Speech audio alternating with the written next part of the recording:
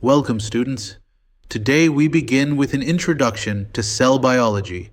Cells are the smallest units of life. They make up every living thing, from tiny bacteria to the largest whale. Imagine them as little factories, always busy, working non-stop to keep us alive.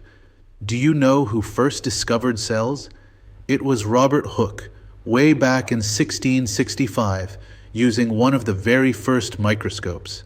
So whenever you hear the word cell, think of it as the basic building block of all life on Earth. Now, students, let's look at the cell theory.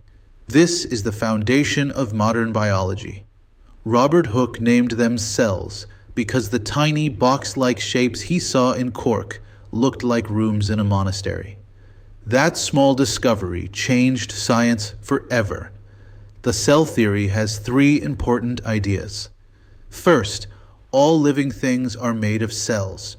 Second, the cell is the basic unit of life, giving structure and function to all living matter. And third, all cells come from pre-existing cells. In other words, life always creates more life. This theory, formed in 1839, helped us truly understand what life is made of. Students, let's compare the two main types of cells, plant cells and animal cells. Plant cells have a strong cell wall to keep their shape. They also have chloroplasts, which capture sunlight to make food through photosynthesis. Another feature is the large central vacuole that stores water and helps the plant stay upright. Plant cells usually look more rectangular. Animal cells are different. They have a flexible cell membrane that lets them move and change shape. Instead of one big vacuole, they have many small ones for storage. They don't have chloroplasts, so they must get energy from food. Animal cells are usually rounder and can move on their own. So remember, plants make their own food, but animals have to eat to survive. Every cell has tiny parts inside it called organelles. Think of them like different departments in a factory, each with a special job. The cell membrane is like a security guard, deciding what goes in and out. The cytoplasm is a jelly-like fluid where everything floats and most activities happen. The nucleus is the control center. It holds the DNA, which is like an instruction book. Mitochondria are the powerhouses. They turn food into energy for the cell. Ribosomes are the little protein factories that build what the cell needs.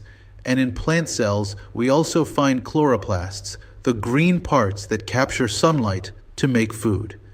Each organelle plays its role, so the cell can work smoothly, just like a well-run company. Finally, let's see why cells matter so much. Cells join together to form tissues. Tissues form organs, and organs build entire organisms like us. That's the architecture of life. Every second, cells are working, making energy, repairing damage, growing, and even making new cells.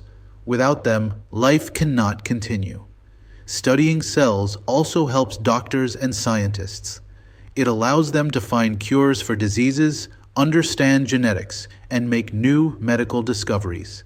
So remember this, every living thing, from the smallest ant to the tallest tree, starts with cells.